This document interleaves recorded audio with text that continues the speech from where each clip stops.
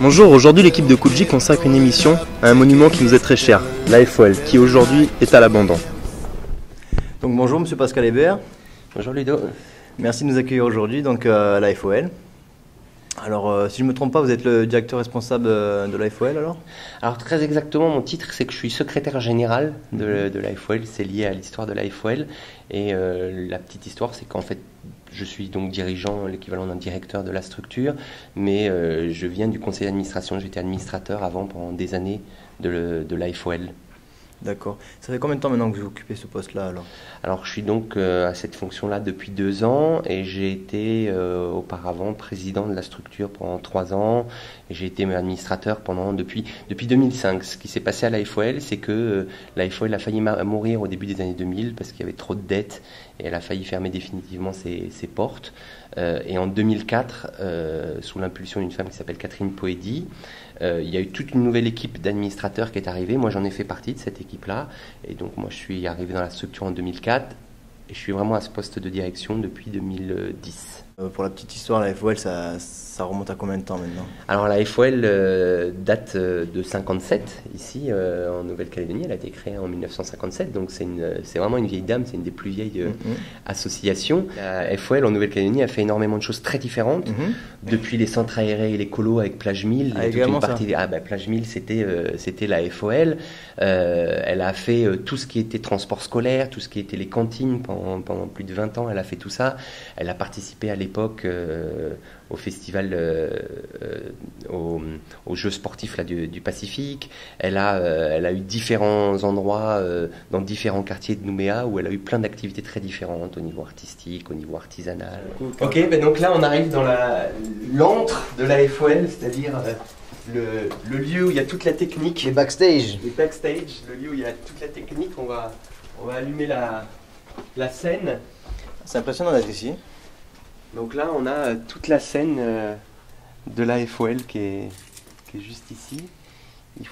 Donc cette fameuse salle qui a quand même comme particularité d'être verte. Or, si vous connaissez un petit peu les artistes, la dernière des choses qu'on fait quand on a une salle de spectacle, c'est tabou d'avoir du vert dans une salle de spectacle. D'accord. Et donc très souvent, les artistes, quand ils arrivent, la première chose qu'ils font, c'est « Ah, c'est vert ici !» Pour le coup, elle est fermée parce qu'il y a des infiltrations d'eau le long des murs qui ne se voient pas forcément, d'humidité.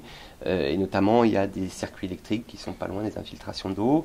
Pour vous donner un peu un exemple, ça paraît très beau, tout ça est nickel, sauf que les sièges qui sont là, par exemple, sont plus aux normes en termes d'inifugation, donc de résistance au feu, et donc il faudrait juste changer les sièges là. Ces sièges-là à changer, c'est 50 millions.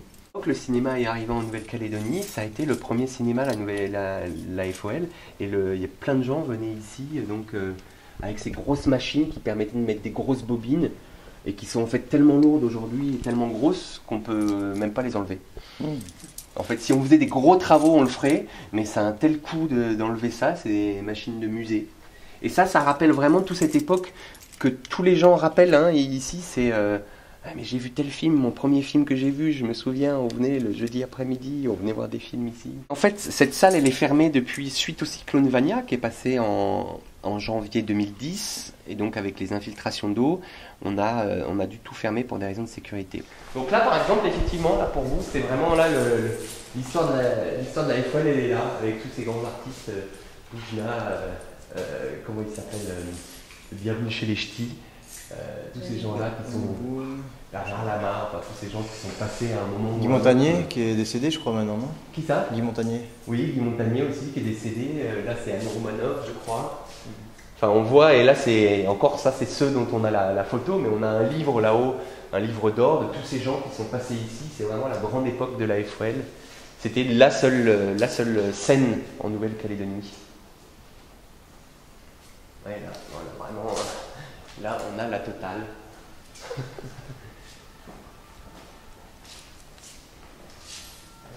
Là, c'était la salle d'expo, la fameuse salle d'expo dont on parlait avec tous les peintres. Et ça, par exemple, c'est une fresque qui a été faite par Monsieur Cros, je crois que ça se dit Cros. Magnifique. Et qui est voilà, une des fresques qui est toute seule, en fait, pour remercier la FOL d'une de ses expos. Je pense qu'il avait fait une fresque qui est restée en l'état. On a un Alors, vous voyez, je veux dire, on voit vraiment l'histoire de la FOL, elle est là. Ce vieux piano avec complètement désaccordé, c'est la FOL. Voilà. Voilà, donc ça c'est la salle d'expo qui revit de temps en temps, hein, comme j'ai expliqué. Là, on va avoir bientôt une exposition d'artisanat. On en est à, voilà, à avoir des panneaux en bois à la place des vitres parce qu'on a constamment du vandalisme vu qu'on n'habite plus dans les lieux.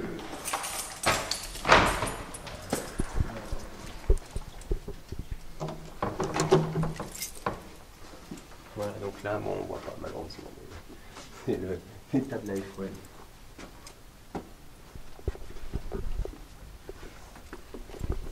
Voilà, dans les déboires de la FOL, là on voit quand même que la FOL est quand même dans un état et qu'elle a subi des... C'est qu'on voit à peu près, dès qu'on regarde un petit peu d'apparence générale, ça semble aller bien. Mais quand on regarde un peu dans le détail, les fauteuils sont obsolètes.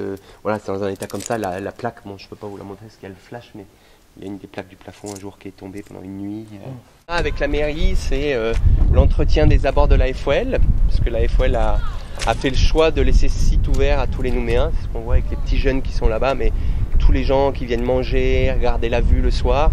Et puis voilà, donc elle est assez parce qu'on est en tractation avec la mairie, on n'arrive pas à obtenir de rendez-vous pour le moment pour négocier avec eux que pour que ce lieu reste un lieu ouvert à tous les Nouméens, que la mairie prenne en charge le nettoyage parce que on a malheureusement nous pas les moyens, petite association, d'assurer tout ça, qui pourtant sert à tout le monde. Voilà. Donc des activités artisanales ici, notamment il y a eu beaucoup de travail sur la photographie avec un labo photo qui était ici. Voilà. Donc aujourd'hui c'est un lieu qu'on va transformer en petit bureau pour les animateurs et les directeurs. Donc c'est pour ça que momentanément il est vide. Et le labo photo était ici, voilà, la salle noire du labo était ici. Voilà, ici c'est la salle noire du labo avec voilà, le lieu où ils pouvaient développer tranquillement. Ça se fait plus aujourd'hui avec la photo numérique, mais voilà, on voit il y avait l'eau, il y avait même des tuyaux, il y avait tout ce qu'il fallait pour ça, le passé glorieux de la FOL. Donc je vais vous montrer un des derniers lieux en fait dans lequel aussi il y a pas mal de Calédoniens qui sont passés, qui est l'ancienne salle de danse. Ça a été pendant très longtemps une salle de danse ici. C'est plus une salle de danse comme vous allez pouvoir le voir aujourd'hui. On l'a utilisée pour autre chose. Voilà. Ici c'était donc la salle de danse. Vous voyez il y a encore le glace et puis les endroits où les petits rats de l'opéra se tenaient pour faire leur pâte bourrée et ce genre de choses. Et puis depuis, nous c'est ici, là en fait, comme je disais tout à l'heure, une partie de l'activité, c'est l'organisation de centres de vacances, de colonies. Et donc ça c'est tout l'aspect logistique. Chaque petit centre qui se fait a besoin de ce qu'il faut pour la petite piscine qui va bien, les feutres, tout ce qu'il faut comme matériel pédagogique. Pour tous les Calédoniens qui auraient une histoire de près ou de loin avec la FOL, ça serait bien de se mobiliser fortement derrière nous. Et si vous aussi vous êtes comme moi et que vous avez dansé et même assisté à des spectacles à la FOL et que ça vous retourne le cœur de voir ces images, mobilisez-vous.